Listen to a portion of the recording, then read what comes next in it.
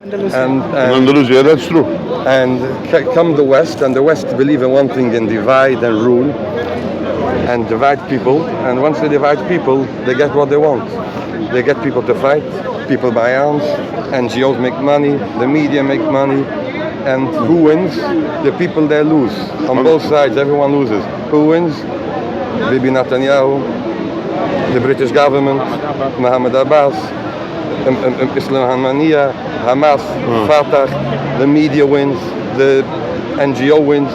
They say all these charities and all these organizations that open up. They open up beginning when they come to serve a cause, and then the cause serves them, and they start funneling money in and out, and all the people on these organizations start making money.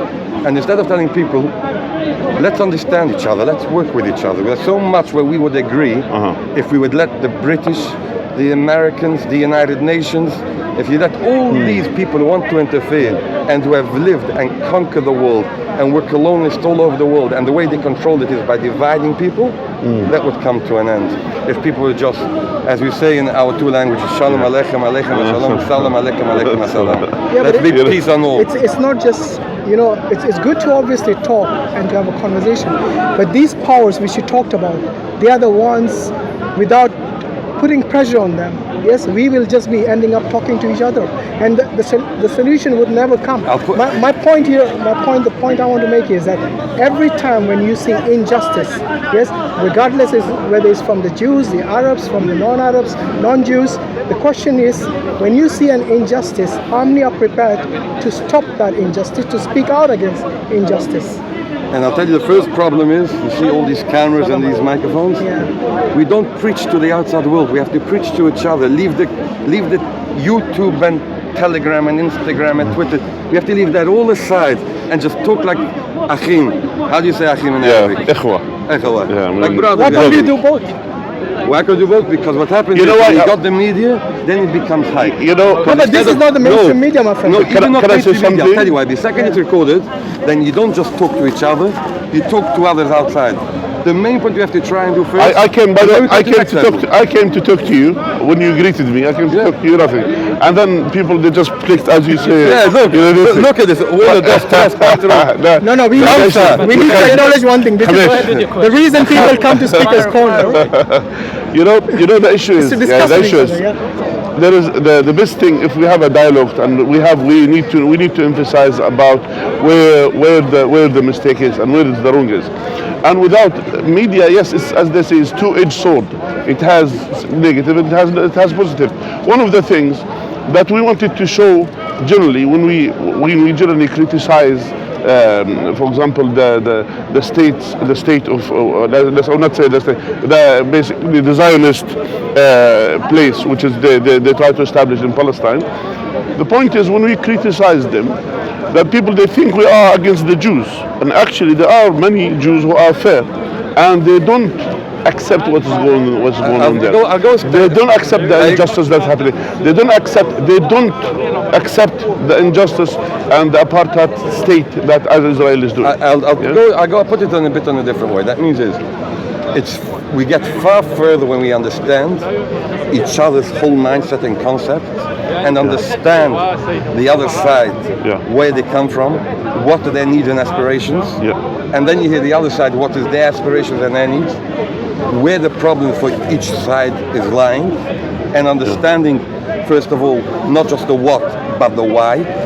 And then we can start moving forward in the most beautiful way and break bread together, they say in many countries. What I want to know, let's say you talked, you poured your heart out, you explained to your friend everything. What next?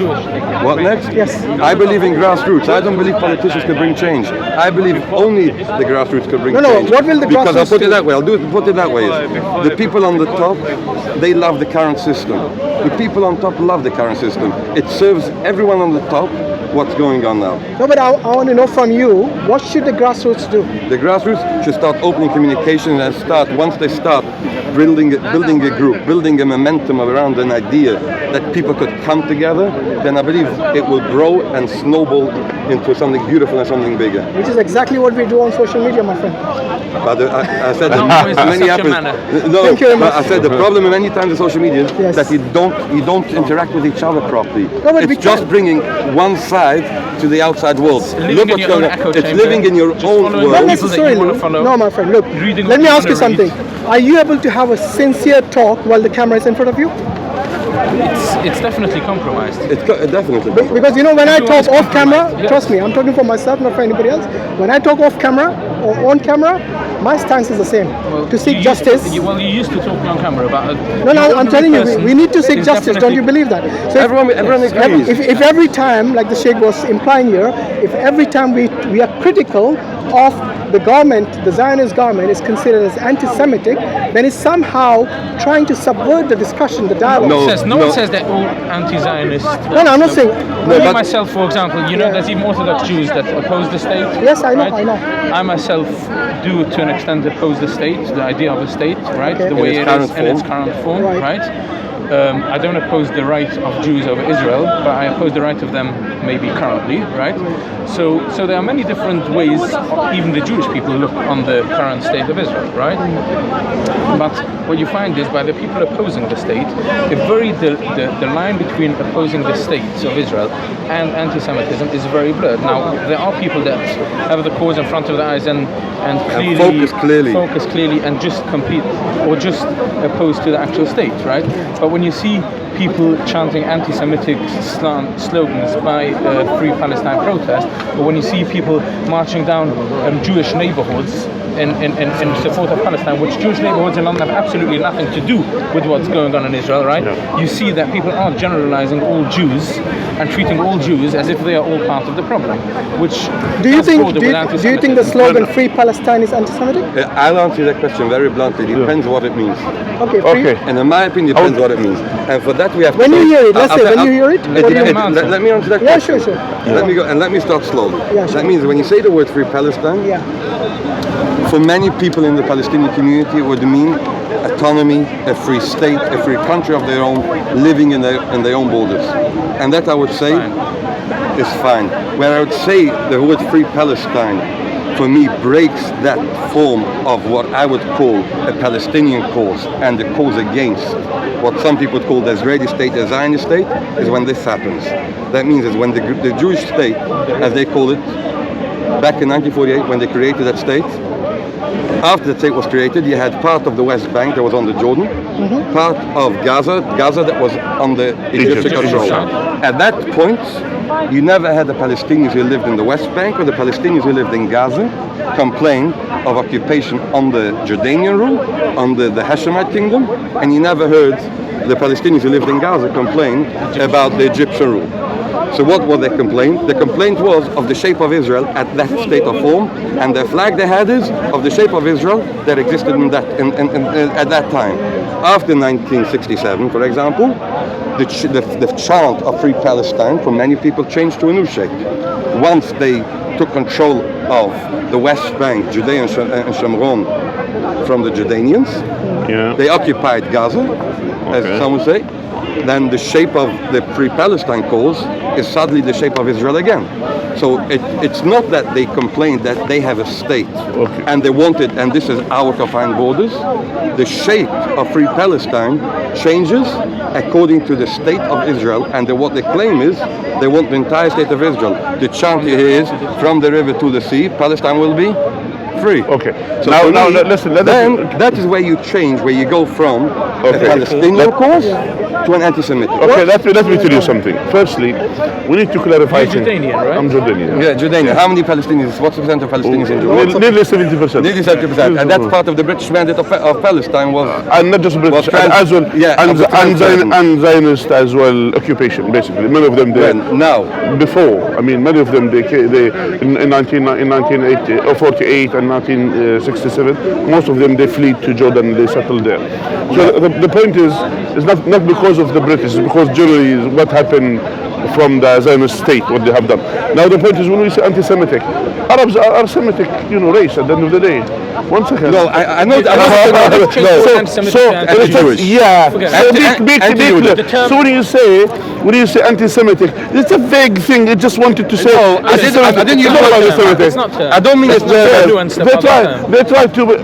We Arabs, we're Semitic. We are anti-Semitism. We are Semitic. The slogan was anti-Semitism. One second. Yeah. So let's get that. So anti-Jews. That's the which we criticize here. Let's go further. What does the word Jew mean?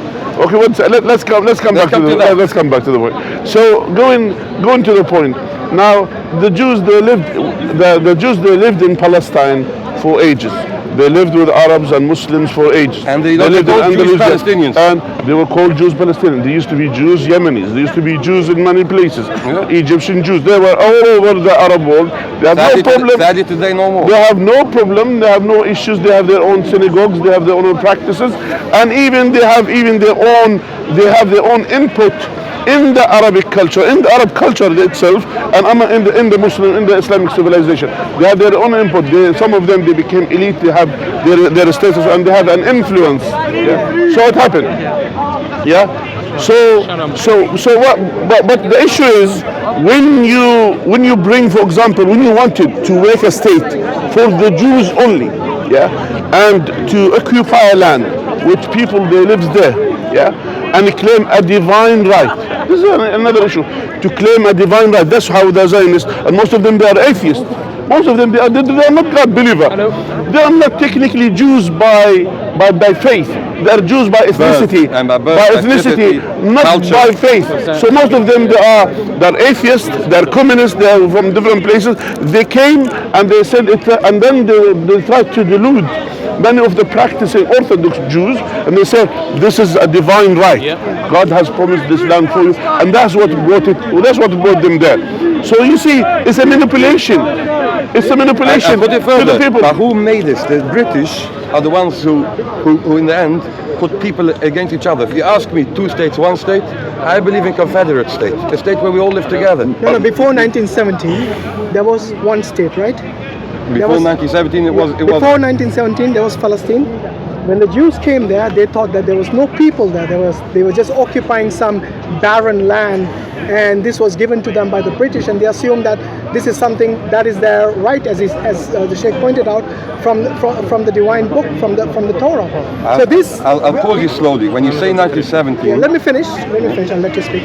So what I'm saying is that we need to understand that first and foremost, the people who were living there, and that includes the Jewish people who already lived there, not the ones who came from Russia and Poland and from other Eastern European countries, from Russia and so on. I'm talking about the indigenous people who were living there. They had 1 state and they lived happily. So you still have in Jerusalem the Jewish quarter, the Christian quarter, and the Muslim quarter. And this is something that existed long before 1917. Yes. So what I'm trying to figure out here is that all these problems which is happening in Palestine since 1917 and since 1948, when it was declared as a state of Israel, that is where we need to go to. And also in 1967, when West Bank and Gaza were annexed, yes, and the people are building illegal settlements there.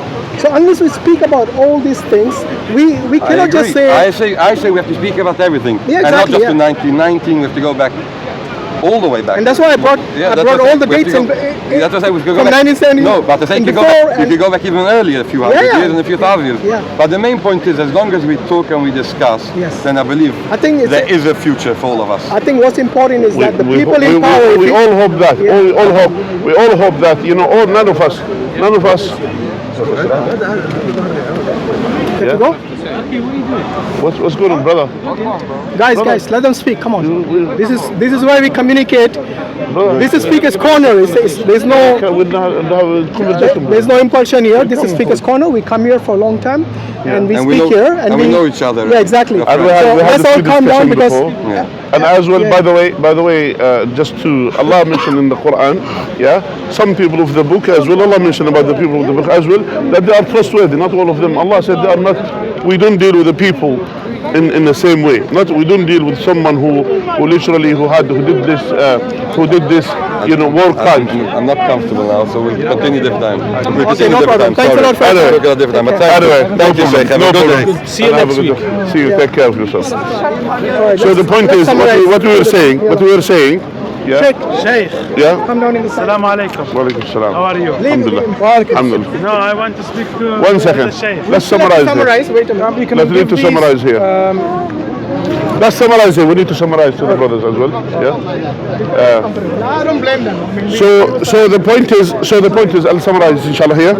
So we need to summarize, and then after that we'll discuss. Yeah. Just give me. Let's give it back. Sorry guys. No, we want to summarize to them a bit, and then we'll continue. So Should we summarize on that? let's finish it inshallah. So the point is, we as Muslims, we should not, part of our da'wah, by the way, and this is inshallah ta'ala for everyone. As Muslims, part of our da'wah, we have different ways in dealing with things. One of the da'wah ways is to try to bring people to Islam. And that's da'wah. That's one of the greatest form of da'wah.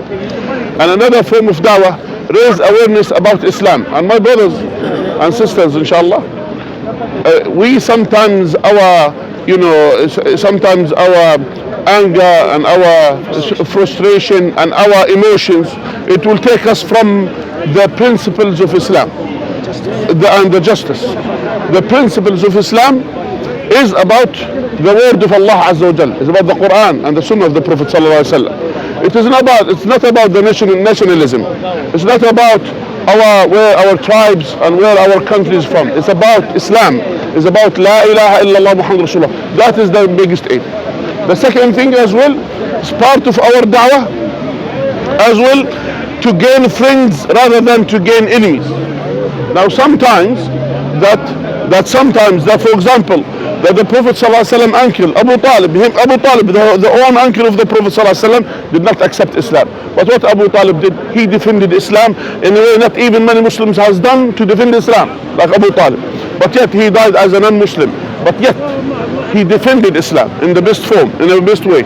So that's why sometimes when you find even non-Muslims, that if they don't want to accept Islam, at least we should gain friends who are try to defend Islam with you, rather than to gain enemies, and rather than to have the enmity towards them.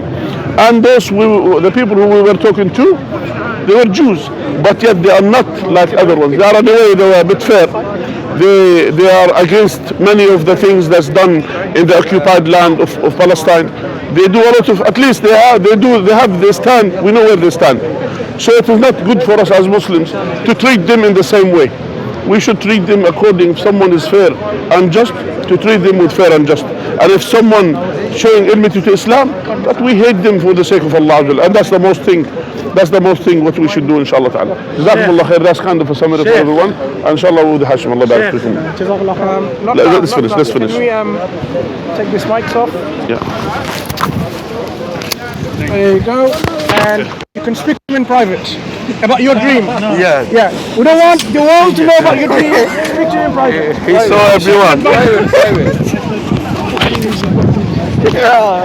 Every messenger. No, he came 3 hours ago and he was over there talking about Uncle Usman. And he goes up and